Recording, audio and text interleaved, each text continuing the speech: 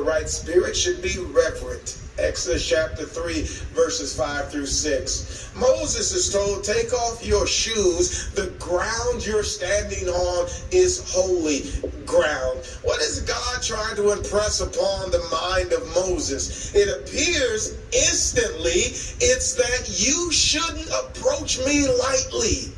You shouldn't approach me carelessly.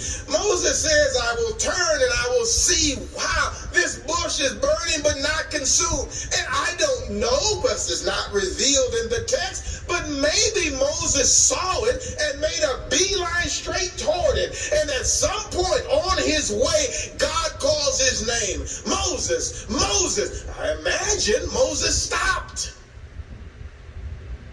long enough to be told, take off your shoes. You know, everything about that slows the process down. You ever took off your shoes while moving?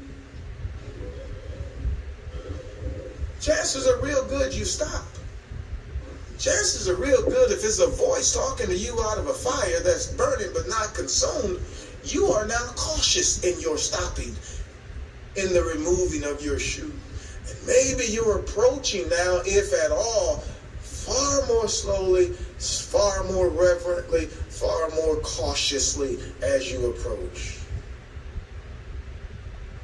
Nothing has changed about being in the presence of God. God remains holy, and they that enter into his presence must do so reverently. David says we should be glad to do it. Psalm 122 and verse 1, David says, I was glad when they said to me, let us go up to the house of God. I was glad when they said it. Now, you can be a host of other things, but we should be glad to come to worship God. Joshua would add the thought that we should be sincere. Joshua 24:14, that if it seem evil for you to serve the Lord, choose ye whom ye will serve this day.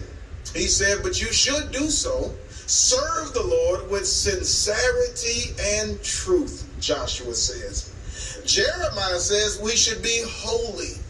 Now, if you'll read Jeremiah chapter 7, the first 12 verses, what you'll find is Jeremiah, and just by way of a visual, imagine if the sermon did not begin at a roughly appointed time every week, the same hour, around 10:30.